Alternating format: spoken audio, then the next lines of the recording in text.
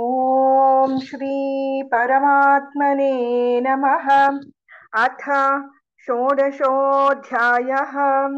दैवासुरसम्पद्विभागयोगः।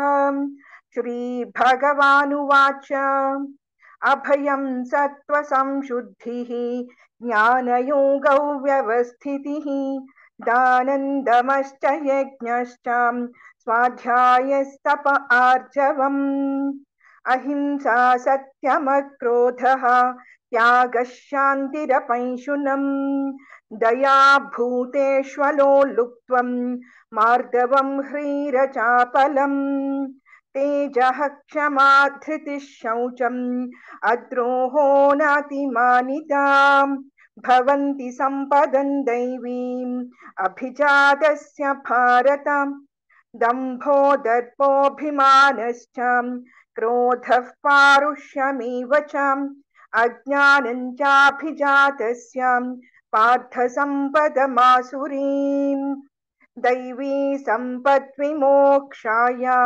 निबन्धायासुरीमताम् माशु च सम्पदं दैवीम् अभिजातोऽसि पाण्डव द्वौ भूतसर्गौ लोकेऽस्मिन् दैवासुर एव च दैवो विस्तरशः प्रोक्तः आसुरं पार्थ मे शृणु प्रवृत्तिं च निवृत्तिं च जना न विदुरासुराः न शौचन्नापि चाचारः न सत्यन्तेषु विद्यते असत्यमप्रतिष्ठन्ते जगदाहुरनीश्वरम् अपरस्परसम्भूतम् किमन्यत् कामहैतुकम् एतान् दृष्टिमवष्टभ्याम् नष्टात्मानोऽल्पबुद्धयः प्रभवन्त्युग्रकर्माणः जयाय जगतो हिताः काममाश्रित्य दुष्पूरम् दम्भमानमदान्विताः मोहाद् गृहीत्वा सद्ग्राहान् प्रवर्तन्ते शुचिव्रताः चिन्तामपरिमेयाञ्च प्रलयान्तामुपाश्रिताः कामोपभोगपरमाः एतावदिति निश्चिताः आशापाशशतैर्बद्धाः कामक्रोधपरायणाः ईहन्ते कामभोगार्थम् अन्यायेनार्थसञ्चयान् इदमद्य मया लब्धम् इमं प्राप्स्ये मनोरथम् इदमस्तीदमपि मे भविष्यति पुनर्धनम् असौ मया हतः शत्रुः हनिष्ये चापरानपि ईश्वरोऽहमहं भोगी सिद्धोऽहं बलवान् सुखी आढ्योऽभिजनवानस्मि कोऽन्योऽस्ति सदृशो मया यक्ष्ये दास्यामि मोदिष्ये इत्यज्ञानविमोहिताः अनेकचित्तविभ्रान्ताः मोहजालसमावृताः प्रसक्ताः कामभोगेषु पतन्ति नरकेषु च आत्मसम्भाविता स्तब्धाः धनमानमदान्विताः यजन्ते नाम यज्ञैस्ते दम्भेनाविधिपूर्वकम् अहङ्कारं बलं दर्पं कामं क्रोधं च संश्रिताः मामात्मपरदेहेषु प्रद्विषन्तोऽभ्यसूयकाः तानहं द्विषतः क्रूरान् संसारेषु नराधमान् क्षिपाम्यजस्रमशुभान् आसुरीष्वेव योनिषु आसुरी योनिमापन्नाः मूढा जन्मनि जन्मनि मामप्राप्यैव कौन्तेय ततो यान्त्यधमां गतिम् त्रिविधं नरकस्येदं द्वारन्नाशनमात्मनः कामः क्रोधस्तथा लोभः तस्मादेतत्त्रयं त्यजेत् एतैर्विमुक्तः कौन्तेय तमोद्वारैर् तमोद्वारैस्त्रिभिर्नरः आचरत्यात्मनः श्रेयः ततो याति परां गतिम् एतैर्विमुक्तः कौन्तेय तमोद्वारैस्त्रिभिर्नरः आचरत्यात्मनः श्रेयः ततो याति परां गतिम् यः शास्त्रविधिमुत्सृज्य वर्तते कामकारतः न स सिद्धिमवाप्नोति न सुखं न परां गतिम् तस्मात् शास्त्रं प्रमाणन्ते कार्याकार्यौ व्यवस्थितौ ज्ञात्वा शास्त्रविधानोक्तं कर्म कर्तुमिहार्हसि। ॐ तत्सदिति श्रीमद्भगवद्गीतासु उपनिषत्सु ब्रह्मविद्यायां योगशास्त्रे श्रीकृष्णार्जुनसंवादे दैवासुरसम्पद्विभागयोगो नाम षोडशोऽध्यायः। सर्वधर्मान् परित्यज्य मामेकं शरणं व्रज अहं त्वा सर्वपापेभ्यः मोक्षयिष्यामि मा शुचः। ॐ श्री परमात्मने नमः। अथ सप्तदशोऽध्यायः। श्रद्धात्रयविभागयोगः। अर्जुन उवाच ये शास्त्रविधिमुत्सृज्य यजन्ति श्रद्धयान्विताः तेषां निष्ठा तु का कृष्णं सत्त्वमाहो रजस्तमः।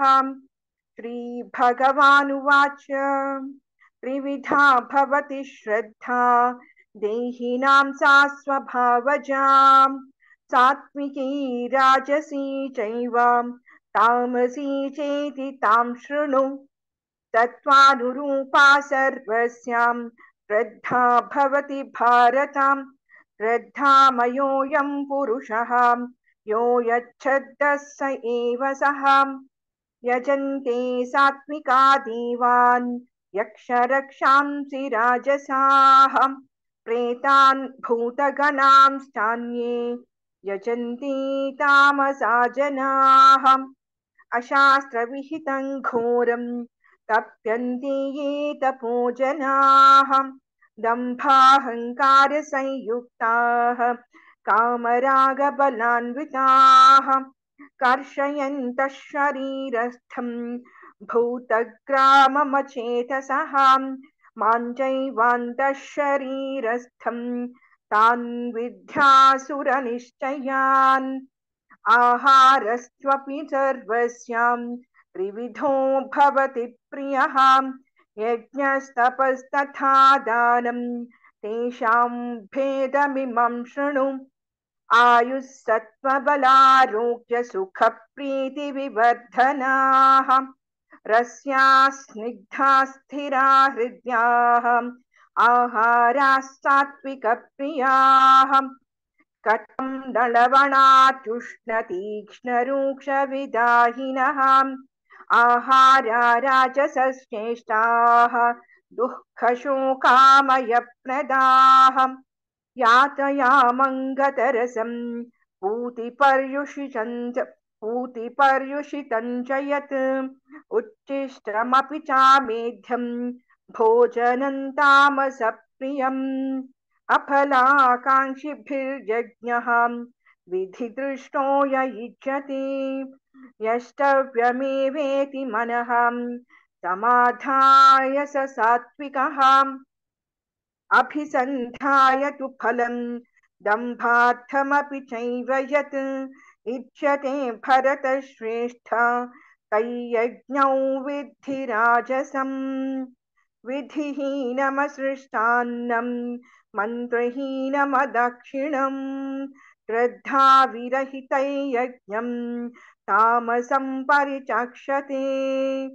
देवद्विजगुरुप्राज्ञपूजनं शौचमार्जवम् ब्रह्मचर्यमहिंसा च शारीरं तप उच्यते।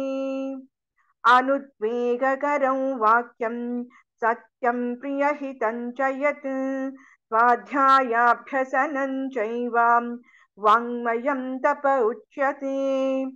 मनः प्रसादः सौम्यत्वं मौनमात्मविनिग्रहः भावसंशुद्धिरित्येतत् तपोमानसमुच्यते श्रद्धया परया तप्तं तपस्तत्त्रिविधं नरैः अफलाकाङ्क्षिभिर्युक्तैः सात्विकम्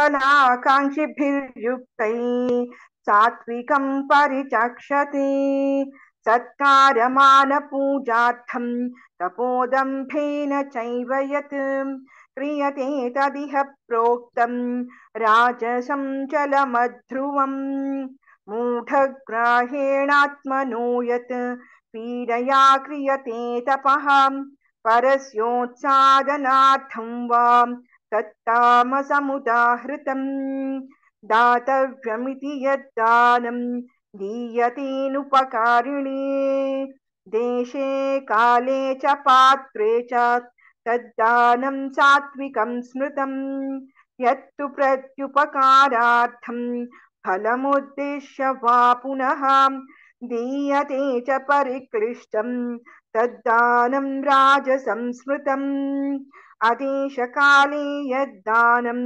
अपात्रेभ्यश्च दीयते असत्कृतमवज्ञातं तत्तामसमुदाहृतम् ॐ तत्सदिति निर्दिशः ब्रह्मणस्त्रिविधः स्मृतः ब्राह्मणास्तेन वेदाश्च यज्ञाश्च विहिताः पुरा तस्मादोमित्युदाहृत्य यज्ञदानतपः क्रियाः प्रवर्तन्ते विधानोक्ताः सततं ब्रह्मवादिनां तदित्यनभिसन्धाय फलैर्यज्ञतपः क्रियाः दानक्रियाश्च विविधाः क्रियन्ते मोक्षकाङ्क्षिभिः तद्भावे साधुभावे च तदित्येतत् प्रयुज्यते प्रशस्ते कर्मणि तथा सत्यब्धः पार्थयुज्यते यज्ञे तपसि दाने च स्थितिस्तदिति चोच्यते कर्म चैव तदर्थीयं तदित्येवाभिधीयते अश्रद्धया हुतं दत्तं तपस्तप्तं कृतं च यत् असदित्युच्यते पार्थ न च तत्प्रेत्य नो इह ॐ तत्सदिति श्रीमद्भगवद्गीतासु उपनिषत्सु ब्रह्मविद्यायां योगशास्त्रे श्रीकृष्णार्जुनसंवादे श्रद्धात्रयविभागयोगो नाम सप्तदशोऽध्यायः सर्वधर्मान् परित्यज्य मामेकं शरणं व्रज अहं त्वा सर्वपापेभ्यः मोक्षयिष्यामि मा शुचः।